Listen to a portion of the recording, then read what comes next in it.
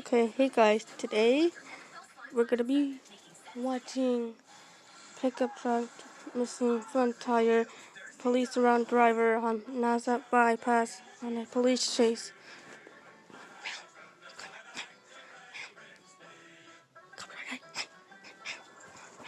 PM. This is now.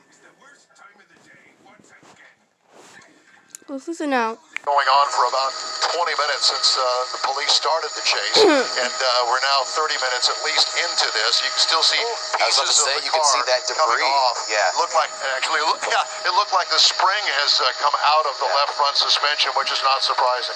Yeah. And it seems like we're starting to slow down at this point. This has gotten much slower in the past 30 seconds or so because that vehicle's literally coming apart on the freeway. Yeah, and you can see it just leaning there a little more as we follow this chase here up Gulf Freeway on the southbound lanes. Yeah, you see the police there behind it and some in front. They also have a perimeter there. I see there on the feeder road, some officers there also following that. But Don, just so surprising that we started this chase following this about 6 to 7 minutes ago, and somehow this driver is still able to keep going at a decent speed. It is truly amazing. You would think that if he can drive this well on three wheels, that he would go faster. I don't know, but I don't know what the thought process is here to begin with. So you just never know with these chase vehicles. I don't understand the purpose of all of this, especially with all of the police in pursuit and at a decent pace, 60 miles an hour or so.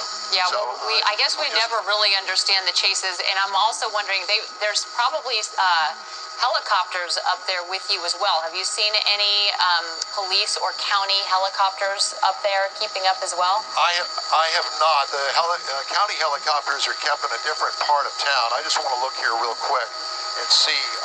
This is Galveston police that are chasing him, and I mentioned to you earlier that it was coming out of Galveston County, so not exactly sure if this was Galveston City proper, but Galveston police is taking the lead of this. Okay, Don, we're going to interrupt for just a moment to let everybody know that as we wind up Eyewitness News at 6:30, we continue the chase right now on abc13.com, so you can switch over to follow us on digital as we return you to the programming. We're going to meet you there right now.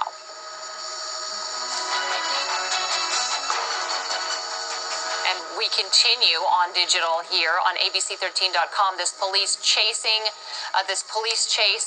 as they follow this truck. This is now down near Clear Lake, I-45 South. This is the Gulf Freeway. It started on the Gulf Freeway down near El Dorado, went all the way up into the city of Houston, turned around pretty close to Hobby Airport. The person exited the freeway, basically made a U-turn under it, and got right back on. This vehicle has not had a left front tire since we have been following the chase, and now also has no left front wheel either.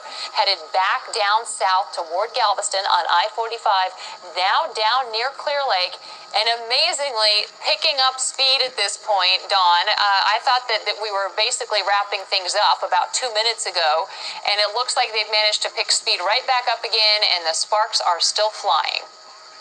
And there's no fire, at least the one that's visible right now, but sooner or later it will. You can see the smoke coming out from the back of the car, so something in there is burning besides scraping on the ground. So it's just a matter of time.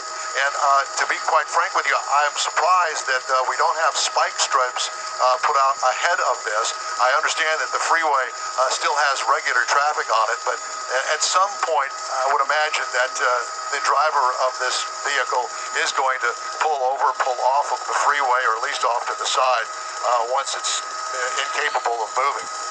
Yeah, we don't know who is driving this vehicle. Again, we're not really sure what started all of this, and we don't know if this driver could potentially be armed, but you can see authorities in Galveston County, as Don mentioned, really making that decision to stay far behind this. We are now officially in traffic here, Don. We are coming up on vehicles that are stopped on the freeway. It looks like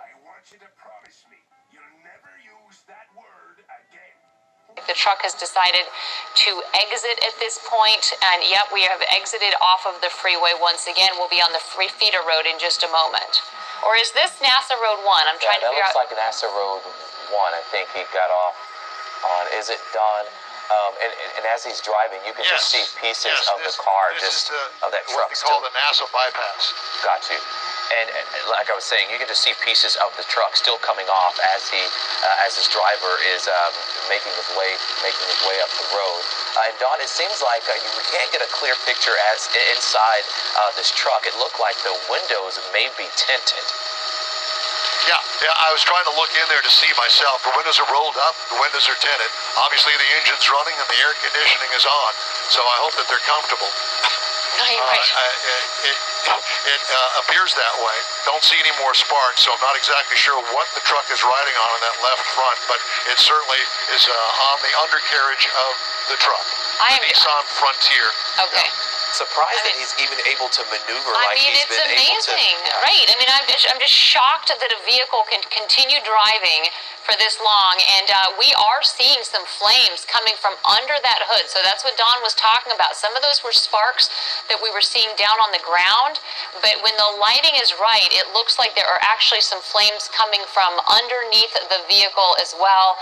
And if we got that shadow back on it, we would see it. You can see how squirrely the vehicle is. Now we've got a window down. And you see someone waving there out of the truck, like he's saying go back, or the person saying stay back. Stay back. But you see that truck coming to a stop there. Once again, this is on the NASA bypass. You see officers there surrounding this pickup truck, even though he is waving out of the window saying stay back. Stay back. Yeah, and obviously those deputies are not going to follow the orders of this vehicle driver who has been running from them all this time and endangering people's lives on the freeway. They are now in this defensive position. We don't know if this person might be armed, and so they are certainly going to be very careful in taking these chances. We do have deputies that have gotten out of their vehicle, but they are staying behind them at this point, waiting hopefully for this person to give themselves up. In the meantime, they're going to have to be very cautious and not knowing exactly what they're dealing with here. Right. Yeah, and you see his arm. Chauncey, it is Galveston Police and Galveston County Sheriff's offices. So, and it looks like there may be some constables as well from Harris County.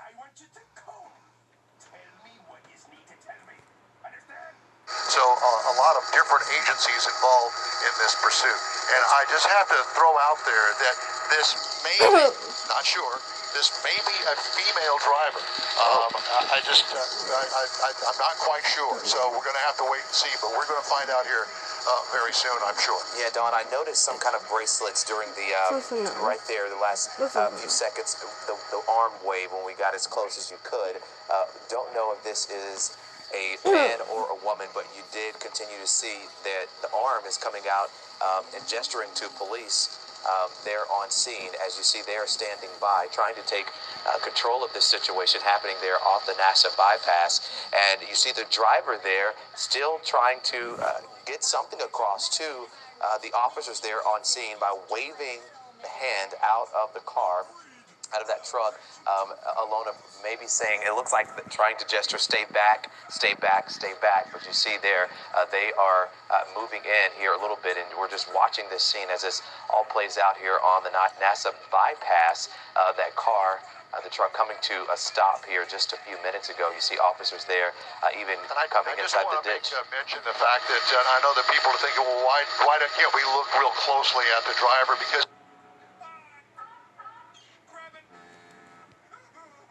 we don't know what's going to happen here, and we don't want to show something on television that we really don't want to show. So I'm keeping kind of a wide shot here so you can see what's going on without getting too graphic about it. Absolutely. We always try to be really careful about a situation like this, just like those deputies and officers are being so careful. They are keeping their distance right now. They are all staying in safe places as they really are trying to bring this to a peaceful end and not escalate the situation. So, they are out of their vehicles and they're just taking their time as they wait for this to play out and giving this person some time and space here as they negotiate exactly how they are going to handle this situation. But you can see quite a bit of distance. They They did not rush in. They didn't get those vehicles right up. It looks like the person is hanging out the window and perhaps communicating with them. As Don said, we don't want to get too close because we want to keep our distance on this shot. We don't know what's going to happen next. But certainly just a moment ago, I could see that that window was still down, and I could see that that person looked to be yelling or talking out the window to officers. So this is one of those situations where they're trying to use the utmost of caution, but also control to calmly bring this down. We're seeing that SUV, the deputy's vehicle, backing up a ways in the other direction, perhaps to maybe either to stop that traffic, right? Yeah, and make sure that nobody else is getting too close to this situation. Yeah, I was surprised that they had not stopped the traffic on that side of the road, especially dealing with how close it is in proximity with where this truck has come to a stop here. You see the officers there on scene just telling people to keep going and get on across to pass this scene, because at this point they don't know what's going to happen. They don't know what's going to play out here in the coming seconds or minutes. They don't know what is going to go down here. They don't know much about this this driver and what's the driver's next move. Right now, we don't even know if this is a man or a woman inside, Don. That's right, Chauncey. I've been on too many of these, and we've always just assumed that it is a male, and I have been on some that turn out to be female. And the way that the chase proceeded, going about 60 miles an hour, tells me that this may be a female. Just a gut feeling. Well, look at this police response as we take a look at this wider shot here. This gives you an idea of just how many officers and deputies were chasing after this vehicle. I understand. It looks like about a dozen of them right here in this spot. And Don, did they manage to get all traffic stopped on the other side? It does look like it. I'm not seeing vehicles going by at this point. Yeah, so they've stopped all traffic, and they're making sure that nobody gets caught in the middle of this, what could be a bad situation. So definitely making a good call there to just keep the public away, keep everybody safe while they wait for this to come to an end, and obviously giving themselves the time they need to make sure that this is not a rushed situation here. You know, I just want to throw in there that this may be some sort of a domestic dispute that this person has had with their mate. You just never know. They might not be armed. Of course, the police don't necessarily know that, and they have to treat it like the person is armed. There is something going on here.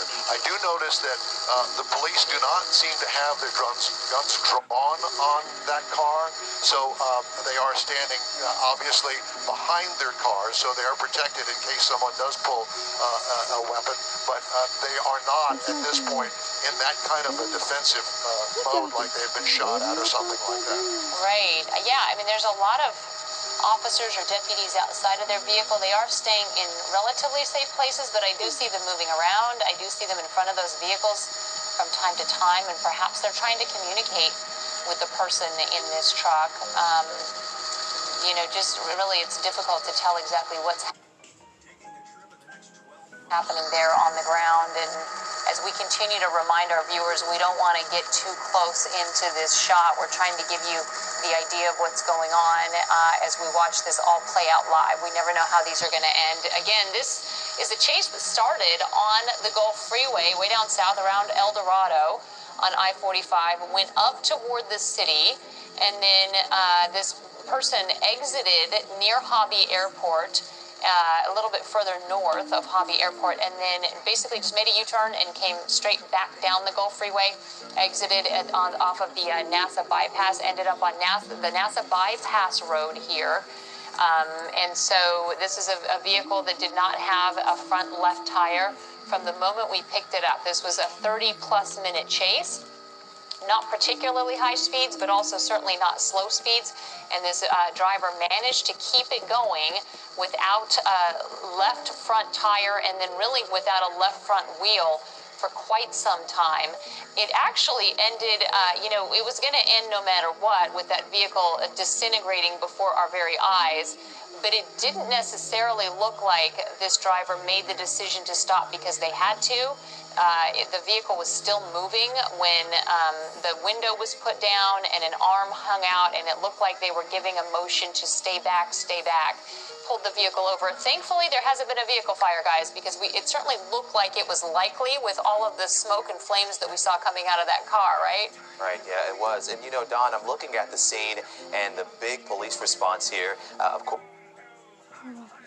course, they are in an on-guard stance, just preparing for what is to come here as the uncertainty builds. But also, I see some officers in the back who are in a more relaxed standpoint. You've covered, like you said, a ton of these. Does it look like they may have some intel that maybe this person may not be as dangerous as we might think? Well, that's what I'm thinking, Chauncey, that there's some sort of, hostage-type negotiation style going on here. That they're trying to talk to the driver, calm them down, get them to come out of the car. The driver has not obviously done that yet, and we're just going to sit here and wait till that happens. But it appears as though I don't see any guns drawn. Everybody's kind of standing around waiting for the lead sheriff's deputy, or I guess it's Galveston County that we picked up, or a Galveston City police officer that was leading the chase, and he would be having that conversation with the driver, trying to get them to negotiate them out of their car. Right. And we saw just a few minutes ago the driver in this truck did have his or her hand out of the window, gesturing to police, sort of waving the hand like almost like a stay back. Then the window went up. Then the window came back down. The driver did the same thing, giving police that wave as to say, hey, stand back. And then the window went back up. And it's hard to see inside because the windows of this truck are tinted. But you see the big police response there as they are trying to get this situation under control. I see the window going back down, and it seems like the driver may be trying to communicate something to these officers on scene, Don. It appears that way, Chauncey. Like I said, the police are in such a position here that they don't seem to be threatened at all. And as you mentioned, the driver does seem to bring the window down and then talk with them and then put the window back up. Yeah, it does look like there's some officers or deputies that are pretty close to the sides of their vehicle, and even up near the front of one of them that's kind of parked in that middle lane, not necessarily standing behind cover. And so, we certainly have seen them in more defensive modes in other situations, and it does seem to be that, obviously they're all taking a lot of care, but that perhaps they have gotten closer to communicate. And I do think that I'm seeing that person also kind of hanging out of the truck from time to time. The window goes back up. Yeah, it does seem like that window was down and there was some communication happening there. So they're again taking their time with this. All traffic, of course, stopped, not just in this direction, but the other. We saw a deputy head to the other side there and get traffic totally stopped in the other direction. This is on the NASA bypass road. Just as we widen up, you can see this is where everybody's been forced to stop here, just keeping everybody at a safe distance. Unfortunately for those drivers, they're stuck. There's no way for them to turn around and go in a different direction because there's a divider in the roadway. We can see some of the deputies on the other side using that divider as a barrier and as sort of a safe wall there, but that means that traffic is stuck. So if you're in the area, this is going to give you some idea of what's going on. They've just been stopped for about 10 minutes there now, and hopefully they are able to get this to a peaceful resolution very quickly. But they certainly have the manpower on the scene to handle this, and it's amazing to see all those SUVs. Usually we see police cruisers, we think of those cars that would follow along in a chase like this, but Galveston County seems to have a whole lot of SUVs down there to follow along, because that is most of what we are seeing involved in this particular chase, with a couple of the more traditional cruisers thrown in there, but at least a dozen different vehicles. And they stayed very calm the whole time and stayed behind the vehicle and just basically waited for it to play out, and that's exactly what happened. We don't ever know how things are going to play out if they decide to take